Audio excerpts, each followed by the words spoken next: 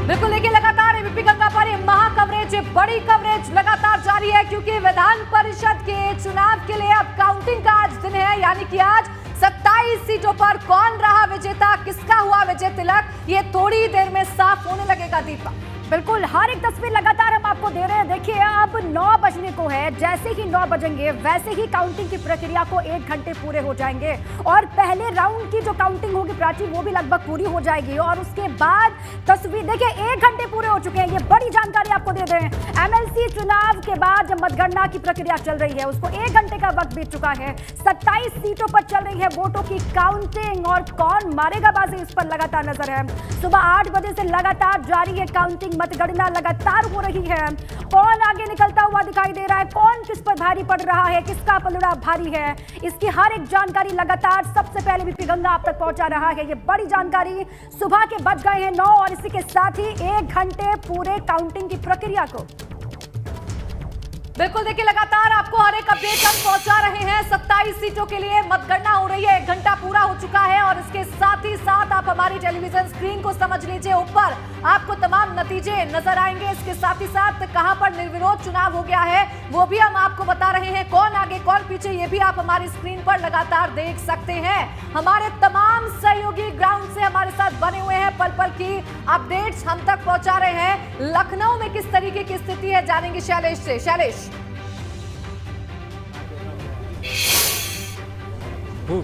जी बिल्कुल, देखिए अंदर काउंटिंग जो है वो जारी है और अभी तक अगर बात करें तो जो पलड़ा है वो कहीं ना कहीं भारतीय जनता पार्टी का जो है वो बढ़त नज़र आ रही है। लेकिन अगर हम आधिकारिक जो आंकड़े हैं उनकी बात करें तो लगभग जो अंदर अधिकारी हैं, जो जिला निर्वाचन अधिकारी है डीएम, उनका ये कहना है कि लगभग 10:30 बजे का समय होगा, 10:15 से 10:30, जब आधिकारिक रूप से चीज़ें सामने आना शुरू हो जाएंगी। अभी यहाँ पर फिलहाल तस्वीरें आप देख सकते हैं, कुछ जो इनके साथ के जो निर्वाचन के एजेंट थे जो समाजवादी पार्टी के, वो अब से कुछ देर पहले बाहर निकले थे। हालांकि उन लोगों को भी बहुत यहाँ पर आए थे, बहुत ज़्यादा चीज़ें अभी क्लियर नहीं हो पाई, लेकिन जो अभी तक यहाँ पर अंदर से सूचनाएं मिल पा रही हैं अपने सोर्सेज के माध्यम से, वो यही मिल रही कि भाजपा का पलड़ा कुछ भारी नज़र आ रहा है फिलहाल।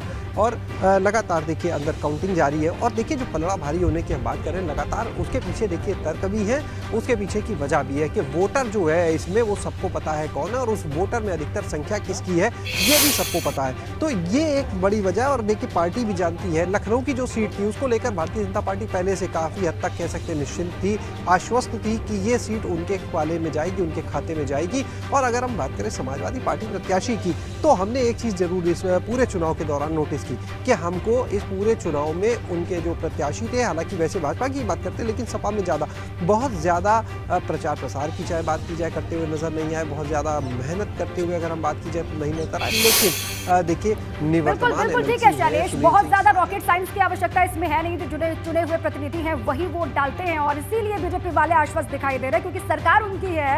चलिए नीतीश का रुख कर लेते हैं, वाराणसी से वो लगातार हर एक जानकारी आप तक पहुंचा रहे हैं। नीतीश, कितना वक्त और लगेगा पहले राउंड की काउंटिंग को पूरी होने में, बताइएगा सबसे पहले। अभी वक्त की बात कर ले तो लगभग 40 मिनट से ज़्यादा का वक्त है, लेकिन अभी का जो अपडेट आपको बता दूं कि अभी जो अपडेट है वो बढ़त का अपडेट है। बढ़त में अगर बात करें तो अन्नपूर्णा सिंह की बढ़त अभी भी जारी है, लेकिन सुदामा पटेल तीसरे नंबर पर पहुंच चुके हैं, यानी बीजेपी प्रत्याशी तीसरे नंबर पर पहुंच चुके हैं। 2 नंबर पर उमेश कुमार, अगर बात करें समाजवादी पार्टी के प्रत्याशी, उन्होंने 3 नंबर से 2 नंबर पर अपनी जगह हासिल कर ली। ये अब से 15 मिनट पहले का अपडेट आपको बता रहा हूँ। आप देखिए यहाँ पर जो अधिकारी हैं वो पूरी तरह से अंदर अपनी जगह बनाए हुए हैं और यहाँ पर मतगणना लगातार चल रही है। आपको बताएं कि थोड़ा अगर जो पहले राउंड का अपडेट अगर और अपडेट कहें क्लियर अपडेट, अगर आपसे 45 मिनट बाद पूरी तरह से क्लियर अपडेट आ जाएगा, जो मतों के हिसाब से आपको बता दूंगा कि किसने कितने मत और किस किस हिसाब में किनके खाते में गए हैं। आपको बता दें अभी तत्काल का एक अपडेट और बता देता हूं। तत्काल का अगर अपडेट अगर बात करें तो सुदामा पटेल 2 नंबर पर आ चुके हैं। सुदामा पटेल की बढ़त एक बार फिर से आ गई है। भारतीय जनता पार्टी का जो एमएलसी पद का प्रत्याशी है वो 2 नंबर, और फिर एक बार से अन्नपूर्णा सिंह, अगर बात करें तो अन्नपूर्णा सिंह अभी भी अपनी बढ़त बनाए हुए हैं, यानी नंबर 1 पर अन्नपूर्णा सिंह, 2 नंबर पर बीजेपी प्रत्याशी और तीसरे नंबर पर समाजवादी पार्टी का प्रत्याशी। तो बनारस का ये अपडेट है जी। बिल्कुल देखिए, बड़ा अपडेट आप दे रहे हैं नीतीश, और देखिए उलटफेर जो है वो हर एक मिनट हर एक सेकंड्स पर देखने को मिल रहा है। जैसा कि आप बता रहे हैं, पहले तीसरे नंबर पर था भारतीय जनता पार्टी का प्रत्याशी यानी कि सुदामा पटेल, लेकिन अब वो जैसे जैसे काउंटिंग आगे बढ़ी वो दूसरे नंबर पर पहुंच गए हैं। तीसरे नंबर पर चले गए समाजवादी पार्टी के कैंडिडेट सनुज का रुख करेंगे। मेरठ से हमारे हमारे साथ मौजूद है। सनोज, मेरठ का हाल बताइए, 1 घंटा बीत चुका है मतगणना का। हाँ देखिए, 1 घंटा मतगणना को हो चुका है। अगर मैं बात करूं तो जो बीजेपी के प्रत्याशी हैं धर्मेंद्र भारद्वाज, वो शुरू से ही बढ़त बनाए हुए हैं, काफी आगे वो चल रहे हैं। मतगणना लगातार जारी है। हालांकि तस्वीर पूरी तरीके से साफ होने में अभी कुछ घंटे का वक्त लग सकता है, लेकिन जैसे ही मतपेटियां खुली थी और उसके बाद जो बैलेट पेपर उनको सीधा करने के बाद जैसे ही काउंटिंग शुरू हुई तो धर्मेंद्र भारद्वाज ने एक अच्छी बढ़त बना ली है और वो काफी आगे तक चल रहे हैं। अगर दूसरे नंबर की बात करें तो राष्ट्रीय लोकदल और समाजवादी पार्टी गठबंधन के जो प्रत्याशी हैं सुनील लोटा, वो दूसरे नंबर पर चल रहे हैं। मेरठ में 6 प्रत्याशी हैं जिनकी किस्मत का आज फैसला होना है, लेकिन जिस दिन मतदान हुआ था उसी दिन ये तस्वीर पूरी तरीके से साफ हो गई थी कि धर्मेंद्र भारद्वाज का जो पलड़ा है वो सबसे भारी नजर आ रहा है। और आज भी ये तस्वीर बिल्कुल साफ नजर आ रही है कि जैसे ही मतगणना शुरू हुई थी तभी से धर्मेंद्र भारद्वाज की जो बढ़त है वो काफ़ी आगे निकल चुकी है। अभी चूंकि मतगणना जारी है, लेकिन उनकी बढ़त को कम होना फिलहाल अभी ऐसा नजर नहीं आ रहा है। तमाम तैयारियां की गई हैं। जो इनके समर्थक हैं वो भी यहाँ मेरठ में जो मतगणना चल रही है वो कताई मिल परिसर में मतगणना चल रही है और उसके ठीक बाहर की तरफ जो उनके समर्थक हैं वो डेरा डाले हुए हैं, पल पल की अपडेट ले रहे हैं। चूंकि अंदर मोबाइल फोन की एंट्री पूरी तरीके से बैन कर दी गई है, तो जैसे भी हो वो तमाम जानकारियां जुटा रहे हैं। लेकिन फिलहाल पहले नंबर पर ही धर्मेंद्र भारद्वाज बने हुए हैं। जिस तरीके से उन्होंने गांव-गांव, गली-गली जाकर मतदाताओं से संपर्क किया और इस शुरुआत से ही भारतीय जनता पार्टी ने बढ़त बना ली। और जैसा कि आप कह रहे हैं कि अभी ऐसा लग नहीं रहा है कि कोई उलटफेर वहां पर होगा, क्योंकि अच्छे खासी संख्या से आगे चल रहे हैं भारतीय जनता पार्टी के प्रत्याशी। लखनऊ का रुख करेंगे, ब्यूरो चीफ वीरेश पांडे हमारे साथ जुड़ गए हैं। वीरेश, देखिए इस सीट पर सभी की निगाहें बनी हुई है, क्योंकि सुनील साजन है समाजवादी पार्टी के कैंडिडेट जो कि निर्विरोध चुने गए थे पिछले चुनावों में। फिलहाल क्या कुछ अपडेट है वीरेश आपके पास? देखिए, अगर हम लखनऊ की बात करें, उन्नाव की बात करें तो सुनील साजन निर्विरोध चुने गए थे, लेकिन इस बार चुनाव है। लेकिन जो सोर्सेस से खबर आ रही है कि इस बार रामचंद्र प्रधान जो पूर्व एमएलसी हैं, यानी सुनील साजन से पहले वही इस क्षेत्र के एमएलसी थे, इस बार भी वो आगे चल रहे हैं। जी हाँ, ये दर्शकों को बता दूं, सुनील साजन से आगे चल रहे हैं। उनकी बढ़त काफी आगे है सुनील साजन से। रही बात तैयारियों की, तो समाजवादी पार्टी के कैंडिडेट ने लगता है कि हार मान ली थी और कोई लड़ाई जमीन पर नहीं लड़ी गई थी। ये न केवल लखनऊ बल्कि पूरे प्रदेश में ये तस्वीरें देखने को मिलती हैं। मुश्किल से 2 या 3 ऐसी सीटें हैं जहां पर लड़ाई देखने को मिल रही है, चाहे वो आजमगढ़ की सीट हो, चाहे बनारस की सीट हो, कुछ प्रतापगढ़ की सीट है। वरना अगर हम बात करें लखनऊ की तो एक तरफा लड़ाई है। जी हां, मैं दावे के साथ कह रहा हूं कि रिजल्ट जब आएगा तो ये साबित होगा कि एबीपी गंगा ने जो कहा था वो सच साबित होगा, क्योंकि जो रामचंद्र प्रधान हैं, बसपा में रहे, बसपा से वो एमएलसी थे, भारतीय जनता पार्टी में 2013 में आए, जमीन पर काम किया उन्होंने और वो छात्र नेता, लखनऊ यूनिवर्सिटी के अध्यक्ष, महामंत्री सभी रहे। तो ऐसे में रामचंद्र प्रधान की इस इलाके में छात्र नेता के तौर पर एक बड़ी पकड़ है, अच्छी पकड़ है। मृदुभाषी हैं, साथ ही साथ सरल हैं, सहज हैं, खुद एमएलसी रहे हैं, उनके भाई जिला पंचायत के अध्यक्ष रहे हैं। तो जमीन उनकी छात्र राजनीति से लगभग 30 साल से, जी हां 90 से वो राजनीति कर रहे हैं उन्नाव, लखनऊ के आसपास के जिलों में, इसलिए इसका फायदा उनको मिल रहा है। और साथ ही साथ जो सत्ताधारी दल है भारतीय जनता पार्टी, उसका भी फायदा मिल रहा है। और मोदी योगी का फायदा तो भारतीय जनता पार्टी का ग्राम प्रधान का चुनाव लड़ने वाला है उसको भी मिलता है।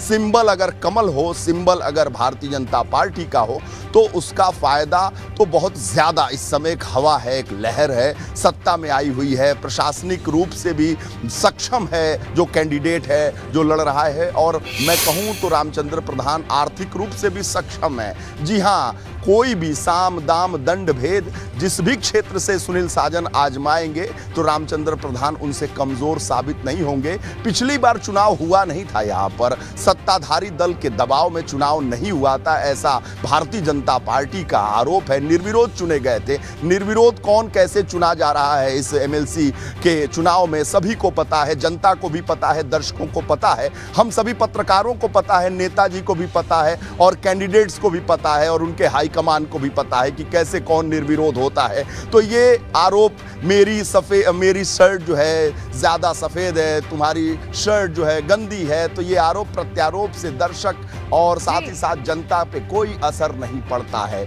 जी हाँ, इसमें जो हम कलेक्ट्रेट में खड़े हैं, सुरक्षा के भारी बंदोबस्त आप जानकारी दे रहे हैं, उसी जानकारी के हिसाब से जो रुझान है शुरुआत में वो सामने आ रहे हैं। लौटेंगे आपके पास हम वीरेश, हम आजमगढ़ चलेंगे। अनुभव मौजूद हैं और उनके साथ वहां पर हैं आजमगढ़ के डीएम। अनुभव, बताइए क्या जानकारी।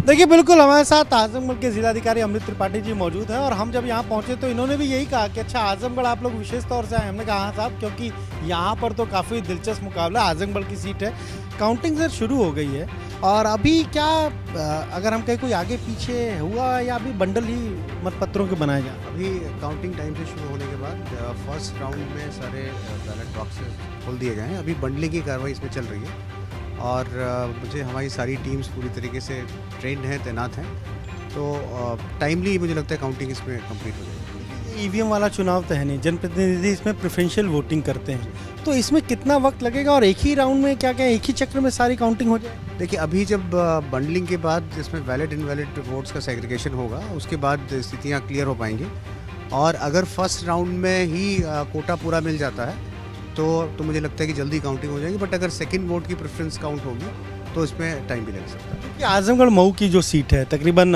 5,990 वोट कुल पड़े हैं, तो उसमें आजमगढ़ के वोट ज़्यादा हैं, तो ऐसा है कि आजमगढ़ का अलग गिना जाएगा, मऊ के वोट अलग गिने जाएंगे? सारे वोट साथ गिने जाते हैं, बंडलिंग सबको मिक्सिंग करने के बाद उसकी बंडलिंग होती है, ये क्लियर कट इसका प्रोसीजर है, तो वो सारी चीज़ें प्रक्रिया में अभी चल रही हैं।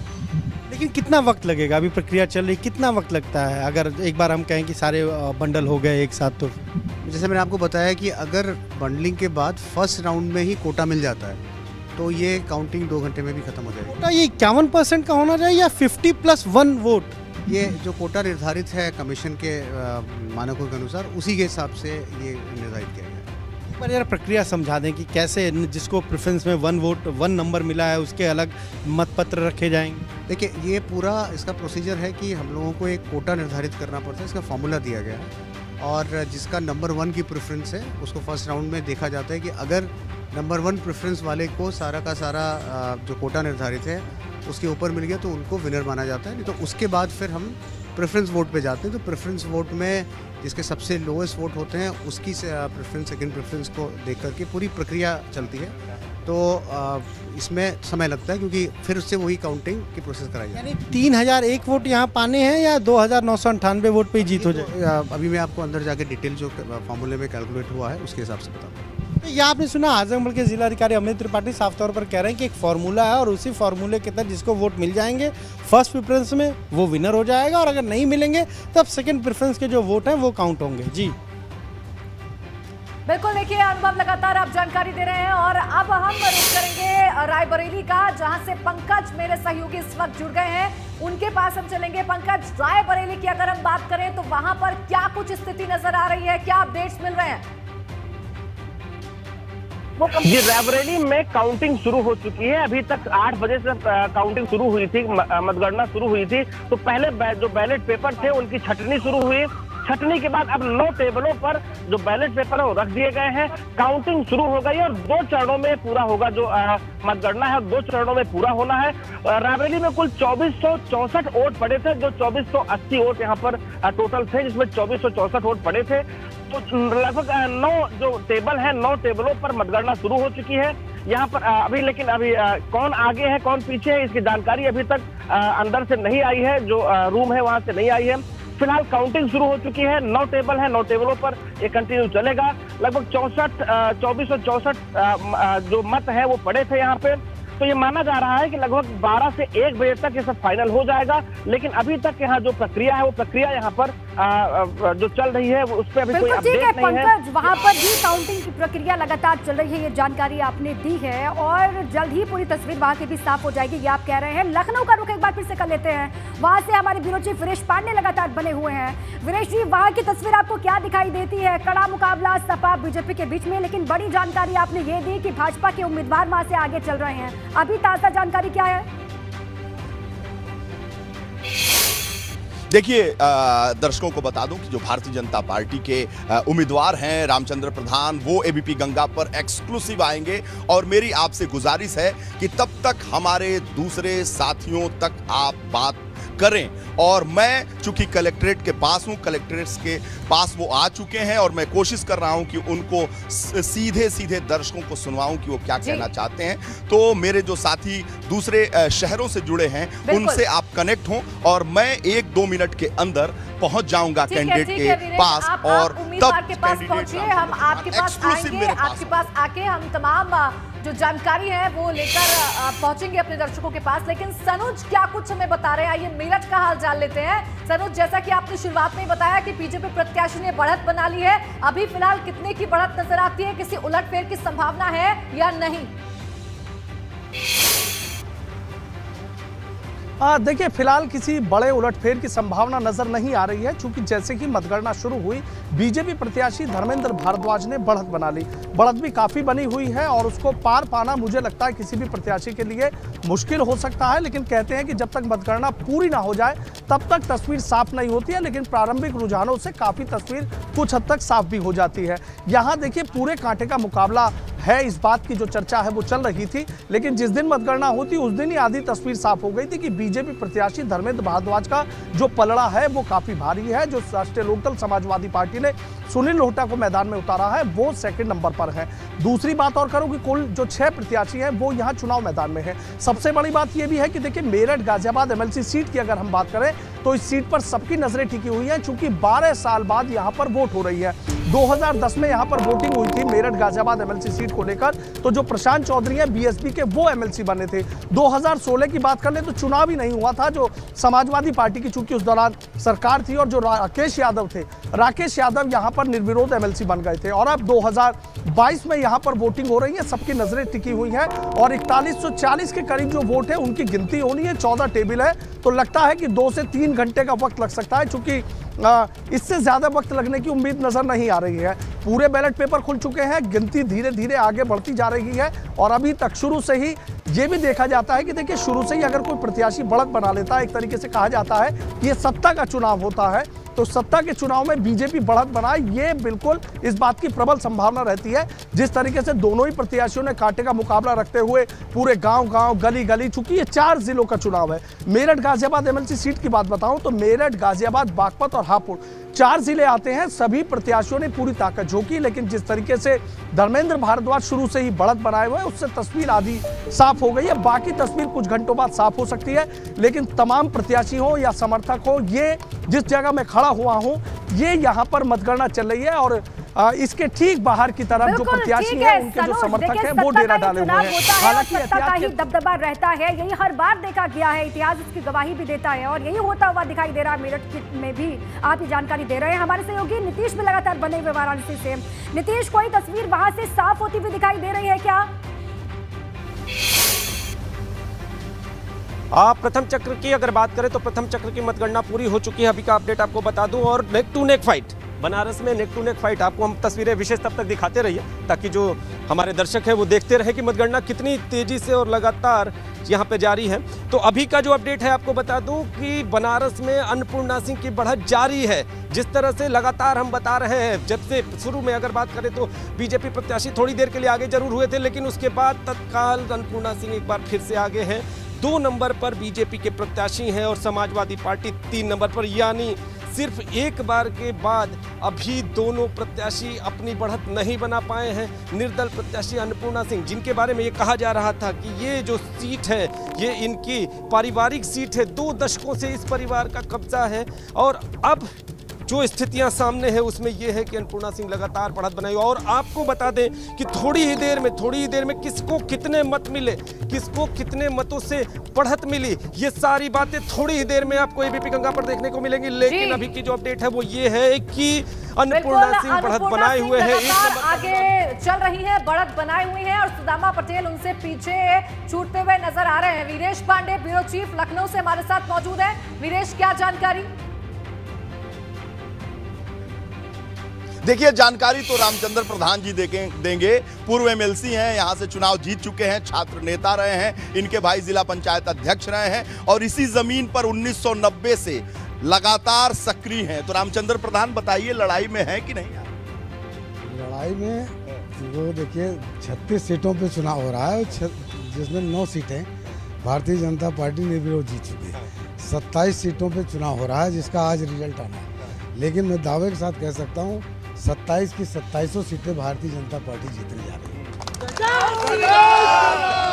अरे कुछ छोड़ेंगे नहीं क्या आप?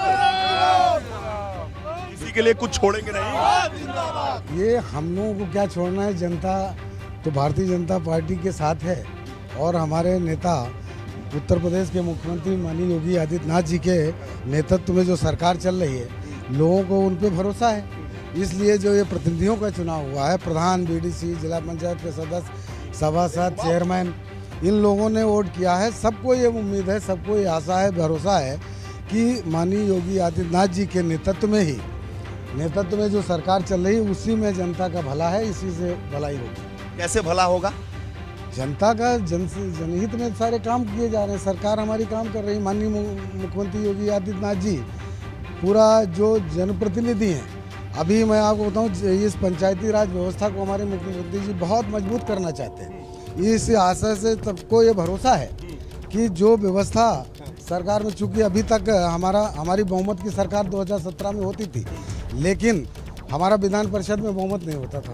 जो जनहित के निर्णय सरकार लेती थी वो विपक्ष के द्वारा रोक दिए जाते थे। अब इससे जो जनहित के कार्य होने हैं, जो छात्रों के। अच्छा ये बताइए, जो साजन लड़ रहे हैं, सुनील साजन, तो साजन का क्या होगा? अब साजन का तो साजन जाने, उनका क्या होगा। साजन चले ससुराल, साजन चले ससुराल। हाँ ससुराल चले जाएंगे। तो गोविंदा की फिल्म याद आ गई। देखिए नेताजी,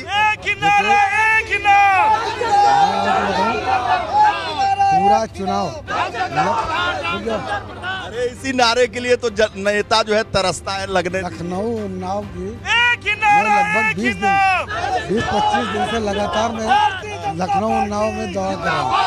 कहीं पर ना तो वो नजर आए, और जहाँ एक व्यक्ति नहीं मिला कि जो ये कहता कि 6 साल में उनको एक बार भी देखा। 6 साल में 6 बार तो छोड़ो, एक बार भी किसी ने उनकी शक्ल भी नहीं देखी। अरे इतना फिटनेस वो ठीक रखते हैं, लगता है कि लगातार वो दौड़ भाग कर रहे हैं जनता के। देखिए, जनता के बीच में सवाल नहीं है, सवाल है कि पिछली बार वो धोखे से बन गए थे। पिछली बार चुनाव नहीं लड़े थे वो। अच्छा, धोखे से भारतीय जनता पार्टी का जो प्रत्याशी था उसको लोभ लालच दे करके उन्हीं ने उससे विड्रॉ करा दिया था, और चुनाव विड्रॉ करा दिया तो वो निर्विरोध हो गए। इस बार आया ऊंट पहाड़ के नीचे, अब की पता चला।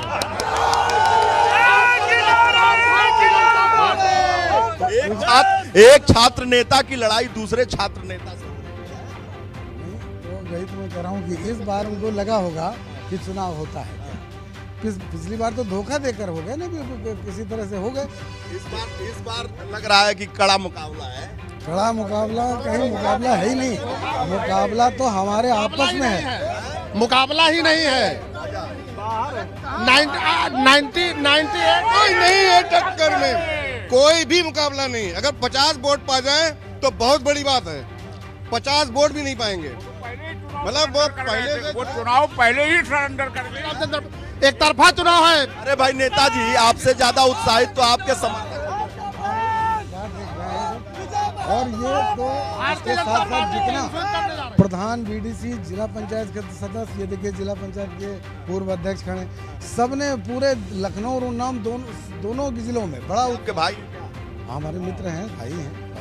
बिल्कुल ठीक है वीरेश जी। रामचंद्र प्रधान जो है वो जीत का दावा लगातार कर रहे हैं, और सुनील सिंह साजन कहीं रेस में है ही नहीं, ये उनका दावा। लेकिन रिजल्ट के आने का इंतजार करना होगा। जैसे ही काउंटिंग पूरी होगी वैसे ही पूरी तस्वीर साफ हो जाएगी।